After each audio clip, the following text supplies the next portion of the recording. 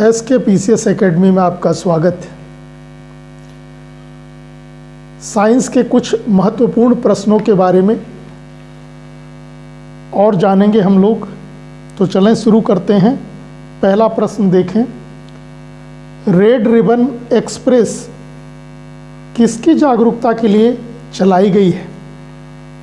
Options हैं pulse polio, बालिका भ्रूण हत्या रोकने हेतु, हेपेटाइटिस या HIV एड्स के लिए। तो रेड रिबन एक्सप्रेस किसकी जागरूकता के लिए चलाई गई है? राइट आंसर क्या होगा? राइट आंसर होगा HIV एड्स के लिए ये ट्रेन चलाई गई है। इतना और ध्यान रखेंगे इसके बारे में कि भारतीय रेलवे द्वारा HIV एड्स की जागरूकता के लिए यह ट्रेन 1 दिसंबर यानी एड्स दिवस किस दिन मनाया जाता है? 1 दिसंबर को। तो 1 दिसंबर 2007 से शुरू की गई है, 2007 से ये शुरू की गई है। और इसका आदर्श वाक्य है जीवन की यात्रा पर लगना। आदर्श वाक्य क्या है? जीवन की यात्रा पर लगना। जीवन की यात्रा पर लगना, ये इसका आदर्श वाक्य रखा गया है। तो इतना आप ध्यान रखेंगे। दूसरी चीज़ इसमें और देखें, पल्स पोलियो, ये पोलियो वायरस से होता है और 5 वर्ष से छोटे बच्चों को जो है पोलियो की ड्रॉप पिलाई जाती है। कौन सी पिलाई जाती है? OPV अर्थात ओरल पोलियो वैक्सीन, इसकी ड्रॉप पिलाई जाती है 5 वर्ष से छोटे बच्चों को। और जो पोलियो का जो मुखीय टीका है, जो मुख के द्वारा 2 बूंद जिंदगी के जो पिलाए जाते हैं 5 वर्ष से कम उम्र के बच्चों को, वो टीका किसने खोजा था या इसकी वैक्सीन की खोज किसने करी थी? तो राइट आंसर होगा अल्बर्ट सेबिन ने। इसकी खोज करने वाले थे अल्बर्ट सेबिन। और एक टीका और था जो पोलियो का पहले टीका लगाया जाता था, उसकी खोज करी थी, उसको कहते थे साल्क टीका। साल्क टीका, ये टीका इंजेक्शन के द्वारा लगाया जाता था और पुरानी तकनीक पर आधारित था। तो पल्स पोलियो के 2 टीके होते हैं, एक साल्क टीका और दूसरा OPV ओरल पोलियो वैक्सीन, जो 2 बूंद मुख में पिलाई जाती है। इसकी खोज किसने करी थी? अल्बर्ट सेबिन ने। और साल्क टीके की खोज करी थी जॉन साल्क ने। तो ये भी आप ध्यान रखेंगे। हेपेटाइटिस, इसके बारे में भी हम लोग पहले बात कर चुके हैं। हेपेटाइटिस भी किससे होता है? वायरस से होता है। और कितने प्रकार का होता है? तो 6 प्रकार का होता है। A B C D E, F नहीं होता है, G होता है। तो 6 प्रकार का होता है। और सबसे घातक इनमें से कौन सा प्रकार होता है? तो सबसे घातक प्रकार होता है B। इसको आपको ध्यान रखना है। और हेपेटाइटिस से शरीर का कौन सा अंग प्रभावित होता है? तो प्लीहा, या फिर इसी को कहेंगे तिल्ली। प्लीहा या तिल्ली प्रभावित होती है। इसको भी आपको, या इंग्लिश में कहेंगे तो स्प्लीन होती है। दूसरा प्रश्न देखें, निम्न में से कौन सा बर्ड फ्लू का विषाणु है? बर्ड फ्लू का विषाणु इनमें से कौन सा होगा? ऑप्शन है H5N1, N5H1, H1N1, N5H2। तो क्या राइट आंसर होगा इसमें? बर्ड फ्लू यानी मुर्गियों वगैरह में होने वाला जो वायरस से रोग होता है, वो कौन सा वायरस होता है? तो इसमें राइट आंसर होगा H5N1। ये बर्ड फ्लू का विषाणु है। और स्वाइन फ्लू का कौन सा होगा इसमें? स्वाइन फ्लू जो सुअर वगैरह में फैलती है बीमारी, उसका होगा H1N1। और बर्ड फ्लू का होगा H5N1। तीसरा प्रश्न देखें, विटामिन A की खोज किसने की थी? हॉपकिंस, हॉलकट, मैकुलम या कोई नहीं? A की खोज करने वाले कौन हैं?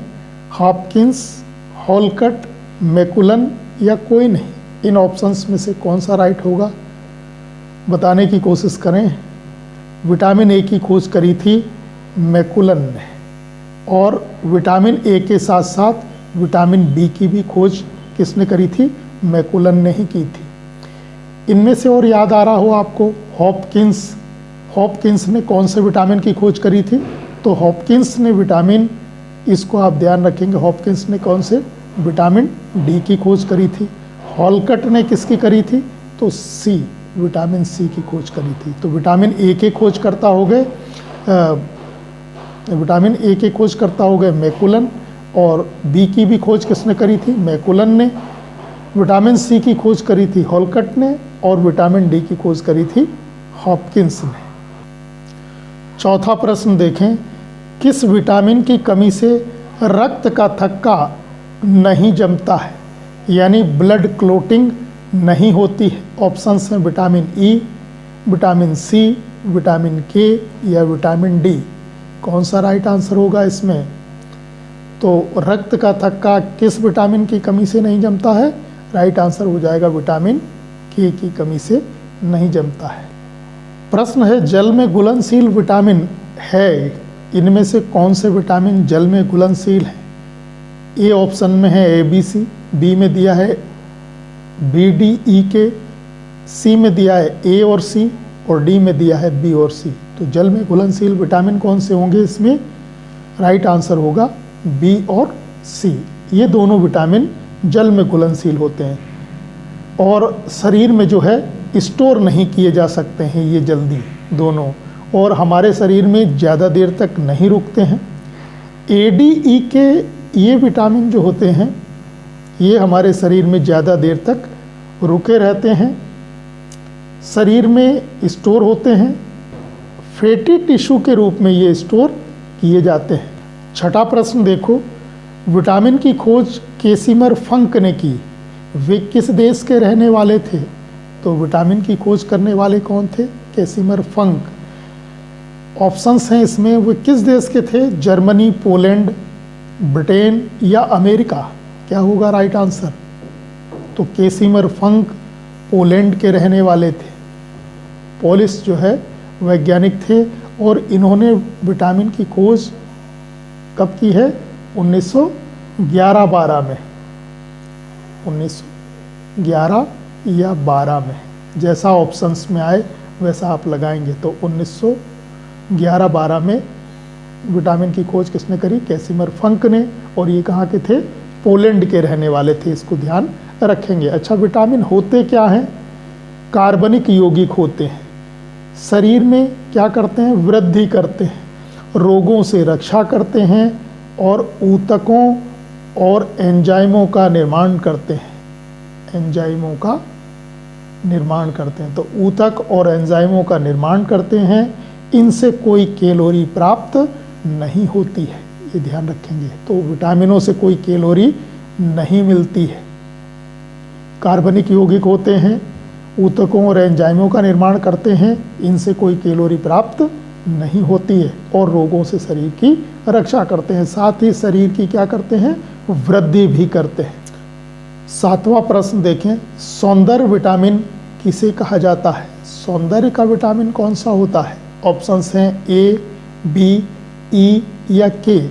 कौन सा राइट आंसर होगा? तो इसमें राइट आंसर होगा विटामिन ई।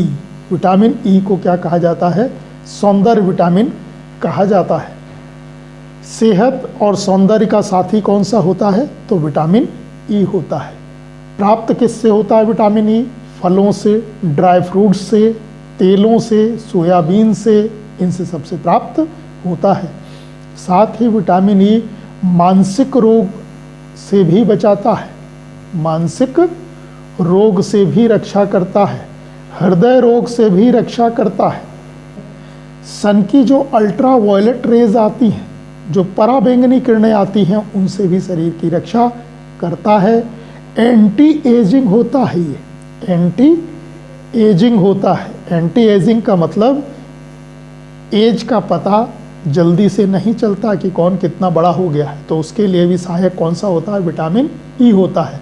यही नहीं, आरबीसी के निर्माण में भी ये सहायक होता है।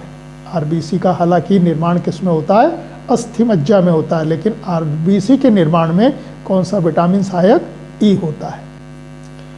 8वां प्रश्न देखें, मछली के यकृत में कौन सा विटामिन प्रचुर मात्रा में पाया जाता है? ऑप्शंस हैं विटामिन ए व डी, विटामिन बी व के, विटामिन ई व सी या विटामिन डी व सी। कौन सा राइट आंसर होगा इसमें? तो राइट आंसर होगा विटामिन ए व डी। मछली के यकृत में कौन सा विटामिन प्रचुर मात्रा में? तो ए और डी। 9वां प्रश्न, शरीर में बनने वाले हानिकारक रसायन को कौन सा विटामिन नष्ट करता है?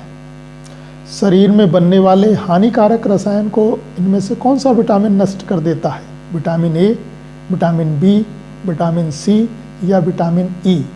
कौन सा राइट आंसर होगा इसमें? तो शरीर में बनने वाले हानिकारक रसायनों को नष्ट करता है विटामिन ई। 10वां प्रश्न देखें, पराश्रव्य तरंगों को सबसे पहले किसने सीटी बजाकर उत्पन्न किया था?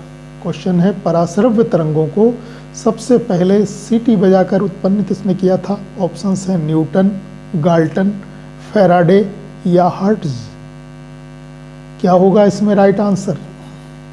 तो राइट आंसर होगा गाल्टन। किसने किया था सीटी बजाकर उत्पन्न? गाल्टन ने। पराश्रव्य तरंगों को उत्पन्न करने वाले कौन थे? गाल्टन थे। आज के लिए इतना ही, धन्यवाद।